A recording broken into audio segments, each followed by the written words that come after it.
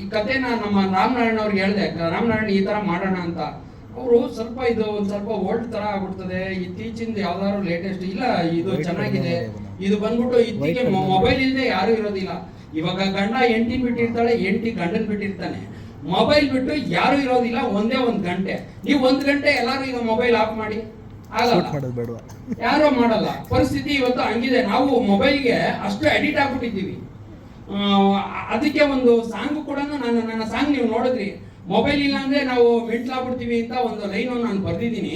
ಆ ಸಾಂಗನ್ನು ಕೂಡ ಇವಾಗ ನೀವು ನೋಡಿದ್ವಿ, ನಿಮ್ಮ ಮುಂದೆ ಪ್ಲೇ ಮಾಡಿದ್ವಿ.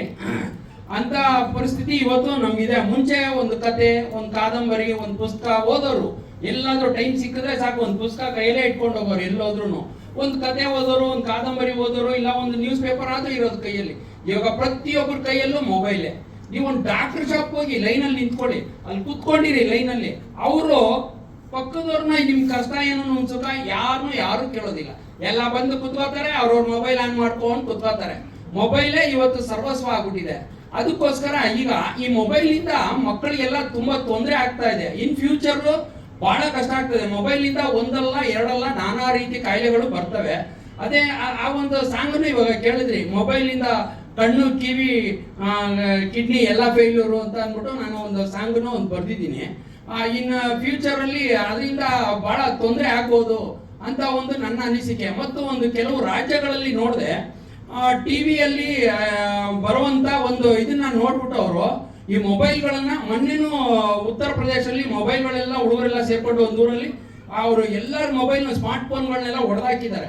ಎಲ್ಲ ಸ್ಮಾರ್ಟ್ ಫೋನ್ ಹೊಡೆದಾಕ್ಬಿಟ್ಟು ಅವರು ಎಲ್ಲ ಬಂದ್ಬಿಟ್ಟು ಕೀಪ್ಯಾಡ್ ಫೋನ್ ಯೂಸ್ ಮಾಡಬೇಕು ಅಂತ ತೀರ್ಮಾನ ಮಾಡಿದ್ದಾರೆ. ಅದೊಂದು ಒಳ್ಳೆ ತೀರ್ಮಾನ. ಮತ್ತೆ ಇನ್ನೂ ಒಂದು ಕೆಲವೊಂದು ಹಳ್ಳಿಗಳಲ್ಲಿ ಒಂದು ಟೈಮಿಂಗ್ಸ್, ಮಕ್ಕಳು ಎಕ್ಸಾಮ್ ಟೈಮಲ್ಲಿ ಮೊಬೈಲ್ಗಳು ಯೂಸ್ ಮಾಡಬಾರ್ದು, ಒಂದು ಸಂಜೆ 4 ಗಂಟೆಯಿಂದ ರಾತ್ರಿ 10 ಗಂಟೆವರೆಗೂ ಯೂಸ್ ಮಾಡಬಾರ್ದು ಯಾರು ಅಂತ ಹೇಳ್ಬಿಟ್ಟು ಅದೊಂದು ಕಂಡೀಷನ್ ಮಾಡಿದ್ದಾರೆ ಕೆಲವೊಂದು ಊರುಗಳಲ್ಲಿ. ಇದು ಒಳ್ಳೆ ಬೆಳವಣಿಗೆ ಅಂತ ನಾನು ಅನ್ಕೋತೀನಿ. ಬಟ್ ಮೊಬೈಲ್ನ ತಪ್ಪಿಸೋದು ಬಹಳ ಕಷ್ಟ ಐತೆ. ಒಂದೊತ್ತು ಊಟ ಇಲ್ಲದೆ ಇದ್ರೂ ಇರ್ತೀವಿ, ಮೊಬೈಲ್ ಇಲ್ಲ ಅಂದ್ರೆ ಇರೋದಿಲ್ಲ ಅಂತ ಹೇಳ್ಬಿಟ್ಟು ನಾನು ಒಂದು ಸಾಂಗಲ್ಲೂ ಬರ್ದಿದ್ದೀನಿ.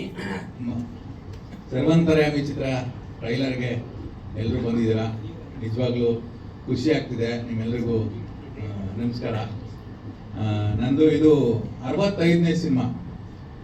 ನಾನು ಈ ಸಿನಿಮಾದ ನಾಯಕ ನಟ ಅಲ್ಲ, ಕೇವಲ ಒಂದು ಪಾತ್ರ ಅಷ್ಟೇ. ನನ್ನ ಮೊದಲನೇ ಸಿನಿಮಾ ಎಲ್ಲರಂತಲ್ಲ ನನ್ನ ಗಂಡ ಅಂತ. 95ನೇ ಇಸ್ವಿಲಿ ನಾನು ಬೆಂಗಳೂರಿಗೆ ಬಂದಿದ್ದು. SLC ಫೇಲ್ ಆಯಿತು. ಸ್ಕೂಲಲ್ಲಿ ಡ್ರಾಮಾ ಅದು ಇದು ಮಾಡ್ತಾ ಇದ್ದೆ, ಒಂದಷ್ಟು ಡ್ರಾಮಾಗಳು ಮಾಡ್ತಾ ಇದ್ದೆ. ಸಿನಿಮಾದಲ್ಲಿ ಆರ್ಟಿಸ್ಟ್ ಆಗಬೇಕು ಅಂತ ಬೆಂಗಳೂರಿಗೆ ಬಂದೆ. ಜೀವನ ಮಾಡೋದಕ್ಕೋಸ್ಕರ ಆಟೋ ಆಯ್ಕೆ ಮಾಡ್ಕೊಂಡೆ. ಎಲ್ಲರಂತಲ್ಲ ನನ್ನ ಗಂಡ ಅಂತ ಒಂದು ಸಿನಿಮಾ ಬಂತು, ವಿಷ್ಣು ಸಾರ್ದು. ಸಣ್ಣ ಜೂನಿಯರ್ ಆರ್ಟಿಸ್ಟ್ ಕ್ಯಾರೆಕ್ಟರ್.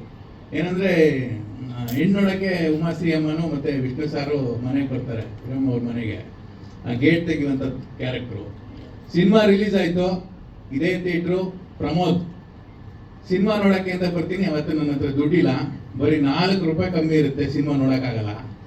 2 ದಿನ ಬಿಟ್ಟು ಬಂದು ಸಿನಿಮಾ ನೋಡ್ತೀನಿ. ಆ ಸಿನಿಮಾದಲ್ಲಿ ನನ್ನ ಕ್ಯಾರೆಕ್ಟರ್ ಇರಲ್ಲ. ಇವತ್ತು ಈ ಜಾಗದಲ್ಲಿ ನಿಂತಿದ್ದೀನಿ. ದಿಕ್ಕೇ ಇಲ್ಲದೆ ಬಂದವ್ ನಾನು ಬೆಂಗಳೂರಿಗೆ. ಈಗ ಆಲ್ರೆಡಿ ಇದು ನನ್ನ 4ನೇ ಸಿನಿಮಾ, ಮೇನ್ ಕ್ಯಾರೆಕ್ಟರ್ ಅಂತ. ಈ ಪಾದ ಪುಣ್ಯ ಪಾದ ಅಂತ ಒಂದು ಸಿನಿಮಾ ಮಾಡಿದ್ದೀನಿ, ಅದು ಸದ್ಯದಲ್ಲಿ ರಿಲೀಸ್ ಆಗ್ತಿದೆ. ಅದಕ್ಕೂ ಕ್ಯಾಮ್ರಾಮನ್ ನಮ್ಮ ರಾಜು ಅವರೇ. ರಾಯದುರ್ಗ ಅಂತ ಒಂದು ಬರ್ತಿದೆ, ಅದು ರೆಡಿ ಆಗ್ತಿದೆ. ಬಸ್ ಕಂಡಕ್ಟರ್ ಅಂತ ಬರ್ತಿದೆ. ಮುಂದಿನ ತಿಂಗಳು ಮೈಸೂರು ಡಾನ್ ಅಂತ ಒಂದು ಸ್ಟಾರ್ಟ್ ಆಗ್ತಿದೆ. ಅಯೋಗ್ಯ 2ಲಿ ಒಂದು ಮೇಜರ್ ಕ್ಯಾರೆಕ್ಟರ್ ಮಾಡಿದ್ದೀನಿ. ಗುಡ್ಡದ ಭೂತ ಅಂತ ಅನ್ನೋದ್ರಲ್ಲಿ ಒಂದು ಮೇಜರ್ ವಿಲನ್ ಕ್ಯಾರೆಕ್ಟರ್ ಮಾಡ್ತಾ ಇದ್ದೀನಿ. ಸಿನಿಮಾ ಆಲ್ರೆಡಿ ಮುಗೀತು, ಸದ್ಯದಲ್ಲಿ ಅದು ನವೆಂಬರ್ಗೆ ಬರುತ್ತೆ. ಸಿನಿಮಾದ ಬಗ್ಗೆ ಹೇಳ್ಬೇಕು ಅಂದರೆ ಫಸ್ಟು ರಾಮನಾರಾಯಣ್ ಸರ್ ಥ್ಯಾಂಕ್ಸ್ ಹೇಳ್ತೀನಿ. ಬಯಸದೆ ಬಂದ ಭಾಗ್ಯ ಅಂತಾರೆ. ಹಂಗೆ ಒಂದಿನ ಫೋನ್ ಮಾಡ್ತಾರೆ, ನಾಗರಾಜ್ ಅವ್ರು ಎಲ್ಲಿದ್ದೀರಾ, ಒಂದು ಪಬ್ಲಿಸಿಟಿ ಇದೆ ಬನ್ನಿ ಮಾಡೋಣ ಅಂತ. ಒಂದು ಪಬ್ಲಿಸಿಟಿ ಸಿಕ್ತು ಅಂತ ಪ್ರೊಡ್ಯೂಸರ್ ಮನೆಗೆ ಹೋಗ್ತೀನಿ. ಸರ್ವಂತರ್ಯಾಮಿ ಅಂತ ಒಂದು ಸಿನಿಮಾ ಮಾಡ್ತಾ ಇದ್ದೀವಿ, ಅದರಲ್ಲಿ ಒಂದು ಪಾತ್ರ ನಿಮ್ಮದು, ಮೇನ್ ಪಾತ್ರ ನೀವೇ ಮಾಡಬೇಕು ಅಂತಾರೆ. ನನಗೆ ಆಶ್ಚರ್ಯ ಆಗುತ್ತೆ, ಏನು ಸರ್ ಇದು ನಾನು ಮೇನ್ ಪಾತ್ರನ? ಹೌದು ಮಾಡಿ ಅಂತಾರೆ. ಸರಿ, ನಿಜವಾಗ್ಲೂ ಖುಷಿ ಆಗುತ್ತೆ. ಸರ್ವಂತರ್ಯಾಮಿ ಟೈಟ್ಲು ಬೇರೆ ಅದೊಂಥರ ಪವರ್ಫುಲ್ ಟೈಟ್ಲು. ಯಾಕೆಂದ್ರೆ ನಾನು ದರ್ಶನ್ ಸರ್ ಫ್ಯಾನ್. ಸಾರಥಿ ಸಿನಿಮಾಗೆ, ಇಡೀ ಸಾರಥಿ ಸಿನಿಮಾಗೆ ನಾನೇ ಆಟೋ ಸಪ್ಲೈ ಮಾಡಿದ್ದೆ. ಆ ಸಿನಿಮಾದಿಂದ ಪ್ರಮೋಷನ್ ಸ್ಟಾರ್ಟ್ ಮಾಡಿದ್ದೆ. ಸೊ ಈ ಸಿನಿಮಾ ಸೆಟ್ಟೆ ಆದಾಗ ರಂಗಸ್ವಾಮಿ ಸರು ಇಲ್ಲ ನೀವು ಮಾಡ್ಬೋದು ಮಾಡಿ, ನನ್ನ ಕ್ಯಾರೆಕ್ಟರ್ ನಾನು ಬರೆದಿರೋ ಕತೆಗೆ ನೀವು ಸೂಟ್ ಆಗ್ತೀರಾ ಅಂತಾರೆ. ಸರಿ, ಸಿನಿಮಾ ಸ್ಟಾರ್ಟ್ ಆಗುತ್ತೆ. 35 ದಿನ ಸಿನಿಮಾ ಹೆಂಗ್ ನಡೀತು ಅಂತ ಗೊತ್ತಿಲ್ಲ, 2 ಗಂಟೆಗೆ ಎಲ್ರಿಗೂ ಕರೆದು ಪೇಮೆಂಟ್ ಕೊಡ್ತಾರೆ. ತುಂಬಾ ಖುಷಿ ಆಗುತ್ತೆ, ಎಲ್ಲರನ್ನು ಚೆನ್ನಾಗಿ ನೋಡ್ಕೊಂತಾರೆ. ಅದು ಅಲ್ಲದೆ ಇವಾಗ ಈ ಸಿನಿಮಾ ಮಲಯಾಳಂಗೆ ಭಾಷೆಗೆ ರಿಮೇಕ್ ಆಗ್ತಿದೆ ಅನ್ನೋದು ಇನ್ನೊಂದು ದೊಡ್ಡ ಖುಷಿ. ದಿಕ್ಕೆ ಇಲ್ಲದೆ ಎಲ್ಲಿಂದೋ ಬಂದವನು ಸಣ್ಣ ಪುಟ್ಟ ಪಾತ್ರ ಮಾಡಿಕೊಂಡು ಇವತ್ತು ಈ ಸ್ಟೇಜಲ್ಲಿ ನಿಂತಿರೋದಕ್ಕೆ ಕಾರಣ ಒಂದಷ್ಟು ನಿರ್ದೇಶಕರಿದ್ದಾರೆ, ಒಳ್ಳೆ ಪಾತ್ರಗಳನ್ನು ತುಂಬಾ ಸಿನಿಮಾಗಳಲ್ಲಿ, ದೃಶ್ಯ, ಕೃಷ್ಣಲೀಲೆ, ತಾಯಿಗೆ ತಕ್ಕ ಮಗ, ಟೈಸನ್, ತುಂಬಾ ಸಿನಿಮಾಗಳಲ್ಲಿ ಒಳ್ಳೊಳ್ಳೆ ಕ್ಯಾರೆಕ್ಟರ್ ಮಾಡಿದ್ದೀನಿ. ಇದು ಒಂದು ಒಳ್ಳೆ ಕ್ಯಾರೆಕ್ಟರ್. ಇದಕ್ಕೆಲ್ಲ ನೀವು ಸಪೋರ್ಟ್ ಮಾಡಿದ್ರೆ 100% ಹಿಟ್ ಆಗುತ್ತೆ. ಸಿನಿಮಾ ಒಳಗಡೆ ಒಂದು ಒಳ್ಳೆ ಕಂಟೆಂಟ್ ಇದೆ. ಒಂದು ಫ್ಯಾಮಿಲಿ ಏನಾದ್ರು ಒಂದು ಸಮಸ್ಯೆಗೆ ಸಿಗಾಕೊಂಡಾಗ, ಮಧ್ಯಮ ಫ್ಯಾಮಿಲಿ, ಕುಟುಂಬದ ಸದಸ್ಯರು ಏನಷ್ಟೆಲ್ಲ ಕಷ್ಟಪಡ್ತಾರೆ ಅನ್ನೋದು ಒಂದು ಸ್ಟೋರಿ. ಸಾಂಗು ನಿಮ್ಗೆಲ್ಲ ಇಷ್ಟ ಆಗಿದೆ. 17ನೇ ತಾರೀಕು ಸಿನಿಮಾ ರಿಲೀಸ್ ಆಗ್ತಿದೆ. ನೀವೇ ಸರ್ವಂತರಾಮಿ, ಇಲ್ಲಿ ಕೂತಿರೋರೆಲ್ಲರೂ ನೀವೇ ಸರ್ವಂತರಾಮಿ, ನೀವೆಲ್ಲರ ಕಡೆ ತಲುಪಿಸ್ತೀರಾ ಆ ಭರವಸೆ ನಮ್ಮ ತಂಡಕ್ಕಿದೆ. ನಾನು ಬೇಸಿಕಲಿ ಡೈರೆಕ್ಷನ್ ಡಿಪಾರ್ಟ್ಮೆಂಟು, ಜೊತೆಯಲ್ಲಿ ಆ್ಯಕ್ಟಿಂಗು ಮಾಡ್ತಾ ಇದ್ದೀನಿ 15 ಇಯರ್ಸ್ ಇಂದ. ತುಂಬ ಸಿನಿಮಾ ಸೀರಿಯಲ್ಸ್ ಮಾಡಿದೆ. ಅದಾದಮೇಲೆ ಸರ್ವಂತರ್ಯಾಮಿ ಸಿನಿಮಾಗೆ ಅಚಾನಕ್ ಆಗಿ ನನಗೆ ಗೊತ್ತಿಲ್ಲದೆ ಬಂದಂಥ ಆಫರ್ ಅದು. ಯಾಕೆಂದರೆ ಅದರಲ್ಲಿ ಯಾರೂ ನನಗೆ ಕಾಂಟ್ಯಾಕ್ಟ್ ಇರಲಿಲ್ಲ. ದಿಢೀರಂತ ಫೋನ್ ಮಾಡಿ, ಮೇಡಮ್ ಈ ಥರ ಒಂದು ಸಿನಿಮಾ ಇದೆ, ಮಾಡ್ತೀರಾ ಸರ್? ಪೇಮೆಂಟು ಮೇಡಮ್ ನಮ್ಮದು ಪೇಮೆಂಟ್ ಅಷ್ಟಿಲ್ಲ ಅಂದರೆ ಇಷ್ಟೊಂದು ಕೊಡ್ತೀವಿ, ಕೊಡೋದನ್ನ ನೀಟಾಗಿ ಕೊಡ್ತೀವಿ ಅಂದರು. ನಮ್ಮ ಸಿನಿಮಾದಲ್ಲಿ ಅದೇ ಇವಾಗ ಇಂಪಾರ್ಟೆಂಟ್ ಆಗಿದೆ. ಅಷ್ಟು ಕೊಡ್ತೀವಿ ಇಷ್ಟು ಕೊಡ್ತೀವಿ ಅಂತ ಪೇಮೆಂಟೇ ಬರೋದು ಕಷ್ಟ. ಅಂಥದ್ರಲ್ಲಿ ಕೊಡಬೇಕಾಗಿರೋದನ್ನ ಶೂಟ್ ಮುಗಿದ ತಕ್ಷಣ ಅಚ್ಚುಕಟ್ಟಾಗಿ ಅದನ್ನ ಪೇಮೆಂಟ್ ಮಾಡೋರು. ಅದೊಂದು ತುಂಬ ಖುಷಿ ವಿಚಾರ ಡೈರೆಕ್ಷನ್ ಇದರಲ್ಲಿ. ನಮ್ಮ ಪ್ರೊಡ್ಯೂಸರ್ ಆಗಲಿ, ಡೈರೆಕ್ಟರ್ ಆಗಲಿ, ಆಮೇಲೆ ನಮ್ಮ ರಾಮನಾರಾಯಣ್ ಸರ್ ತುಂಬ ಕೋಆಪ್ರೇಟ್ ಮಾಡಿ, ಮೇಡಮ್ ಮಾಡಿ ಚೆನ್ನಾಗಿದೆ ಅಂತ ಹೇಳ್ಬಿಟ್ಟು ಮಾಡಿದ್ರು. ಅದೆಲ್ಲದಕ್ಕಿಂತ ನಮ್ಮ ನಾಗರಾಜ್ ಸರು ಕೋ ಆರ್ಟಿಸ್ಟ್ ಆಗಿ ತುಂಬ ಸಪೋರ್ಟಿವ್ ಆಗಿದ್ರು. ಹಾಗೆ ನನ್ನಿಬ್ಬರ ಮಕ್ಕಳು ತುಂಬ ಚೆನ್ನಾಗಿತ್ತು. ಒಂದು ಫ್ಯಾಮಿಲಿ ಓರಿಯೆಂಟೆಡ್ ಸಿನಿಮಾ ಅಂತಂದರೆ ತಪ್ಪಾಗಲ್ಲ. ಆ್ಯಂಡ್ ಶೂಟ್ ಮಾಡುವಾಗಲೂ ಅಷ್ಟೇ, ನಾವು ಬೇರೆ ಕಡೆಯಿಂದ ಬೇರೆಯವರು ಅಂತ ಅನ್ನಿಸ್ತೇ ಇಲ್ಲ. ತುಂಬ ಎಲ್ಲರೂ ಅಷ್ಟು ಸಪೋರ್ಟಿವ್ ಆಗಿರೋದ್ರಿಂದ ತುಂಬ ಚೆನ್ನಾಗಿ ಬಂದು ಕಷ್ಟ ಆಗೋಕ್ಕೆ ಸ್ಟಾರ್ಟ್ ಆಗೋಯ್ತು ನನಗೆ. ಆನ್ ಸೆಟ್ ಆಫ್ ಸೆಟ್ ಅಮ್ಮ ಅಮ್ಮ ಅಂತಾನೆ ಕರೀತಿದ್ದೆ ಇವ್ರನ್ನೂ. So it was very fun. Team ಕೂಡ ತುಂಬ ಕೇರಾಗಿ ನೋಡಿಕೊಂಡ್ರು, ತುಂಬ ಲವ್ ಕೊಟ್ಟರು, ತುಂಬ ಪ್ರೀತಿನ ನೋಡ್ಕೊತಿದ್ರು. ನಾವೆಲ್ಲ ತುಂಬ ಹಾರ್ಡ್ ವರ್ಕ್ ಮಾಡಿ ಪ್ರೀತಿಯಿಂದ ಈ ಮೂವಿ ಮಾಡಿದ್ದೀವಿ. ತುಂಬ ಚೆನ್ನಾಗಿ ರಿಯಲ್ ಲೈಫ್ ಕನೆಕ್ಟ್ ಆಗುತ್ತೆ. ಎಲ್ಲರೂ ಥಿಯೇಟ್ರಿಗೆ ಬಂದು ನೋಡಿ, ತುಂಬ ಖುಷಿ ಆಗುತ್ತೆ ನಮಗೂ, ಮತ್ತು ನೀವು ಕೂಡ ತುಂಬ ಎಂಜಾಯ್ ಮಾಡ್ತೀರಾ. And also thank you so much to my parents. ನನ್ನ ತಂದೆ ತಾಯಿಗೆ ತುಂಬ ಥ್ಯಾಂಕ್ ಯು. ಅವ್ರ ಸಪೋರ್ಟ್ ಇಲ್ಲ ಅಂದರೆ ನಾನು ಮೇ ಬಿ ಎಲ್ಲೂ ಇರೋಕ್ಕಾಗ್ತಿರ್ಲಿಲ್ವೇನೋ. ಅವ್ರ ಸಪೋರ್ಟ್ ಇರೋದ್ರಿಂದನೇ ನಾನು ವಿದ್ಯೆ ಕಲಿತು ಇವತ್ತು ಇಲ್ಲಿ ಬಂದು ಪರ್ಫಾರ್ಮ್ ಮಾಡಿ, ನಟನೆ ಮಾಡಿ ಮೂವಿಲಿ ಇವತ್ತು ನಿಮ್ಮ ಮುಂದೆ ನಿಂತ್ಕೊಂಡು ಮಾತಾಡ್ತಾ ಇದ್ದೀನಿ.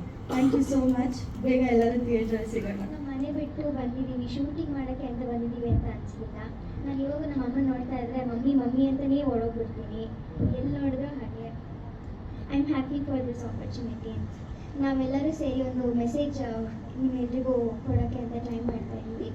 ನೀವೆಲ್ಲರೂ ಸಪೋರ್ಟ್ ಬೇಕು. ಸೊ ಎಲ್ಲರೂ ಜುಲೈ 17 ಥಿಯೇಟ್ರಿಗೆ ಬಂದು ನೋಡಿ. ಸಾಂಗೇ ಆಗಲಿ, ಸ್ಟೋರಿನೇ ಆಗಲಿ, ಒಂದು ಡೈಲಾಗ್ಸ್ ಕೂಡ ಆಗಲಿ, ಎಲ್ಲರೂ ಕೂಡ ಒಂದು ಸಮಾಜಕ್ಕೆ ಒಂದು ಸಂದೇಶ ಕೊಡೋದು ಮಾಡಿದ್ದೀವಿ.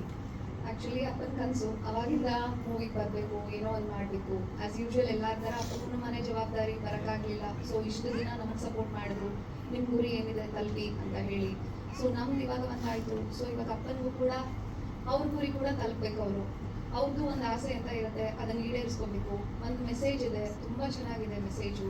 ಎಲ್ಲರಿಗೂ ಕೂಡ ರಿಲೇಟ್ ಆಗುತ್ತೆ, ದೊಡ್ಡವರು, ಚಿಕ್ಕವರು, ವಯಸ್ಸಾದವ್ರಿಗೆ, ಪ್ರತಿಯೊಬ್ಬರಿಗೂ ಕೂಡ ತುಂಬ ಚೆನ್ನಾಗಿ ಮಾಡಿದ್ದೀವಿ ಮೂವಿ. ಒಂದೊಳ್ಳೆ ಮೆಸೇಜ್ ಇದೆ, ದಯವಿಟ್ಟು ನೋಡಿ.